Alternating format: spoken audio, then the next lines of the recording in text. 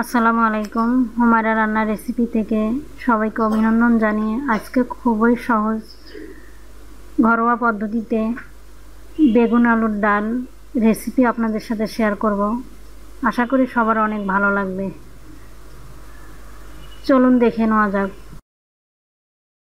আমি এখানে মুগ ডাল, মসুর ডাল ভালোভাবে ধুয়ে পরিষ্কার করে নিয়েছি। প্রেসার কুকারে সিদ্ধ করব, এজন্য ডালগুলো প্রেসার কুকারে দিয়ে দিচ্ছি।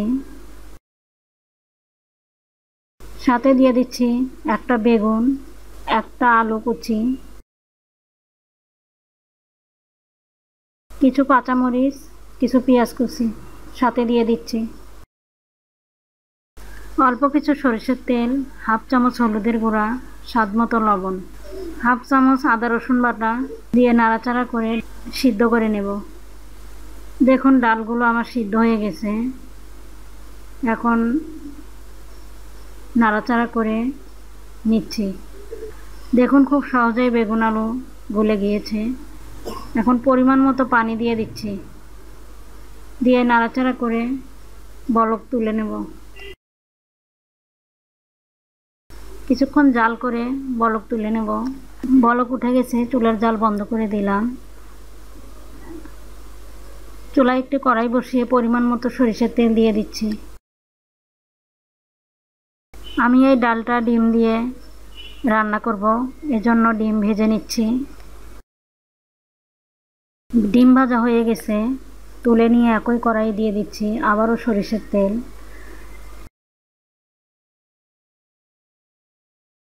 কিছু পেঁয়াজ কুচি, কিছু রসুন থেতো করে নিয়েছি,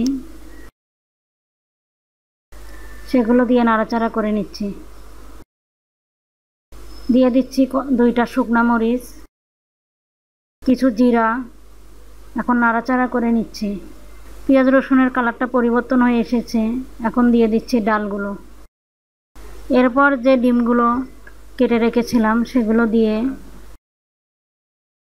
বেশিক্ষণ জাল করব না, একটা বলক দিয়ে নামিয়ে নেব। এতে করে ডালের সুন্দর একটা ফ্লেভার থাকবে, খেতে অসাধারণ হবে। সুন্দর কালারের জন্য দিয়ে দিচ্ছি একটু তেলের মধ্যে হাফ চামচ লাল মরিচের গুঁড়া দিয়ে বাগার দিয়ে নিয়েছি। এতে করে ডালের কালারটা সুন্দর হবে, দেখতেও অনেক সুন্দর, খেতে অনেক সুস্বাদু হবে। এভাবেই করে বেগুন আলু ডিম দিয়ে ডাল রান্না করে নিলাম। আশা করি সবার অনেক ভালো লাগবে। ভালো লাগলে লাইক দিয়ে শেয়ার করবেন, কমেন্টস করবেন, সাবস্ক্রাইব করে বেল বাটন অন করে দিতে ভুলবেন না। ধন্যবাদ, ভালো থাকবেন।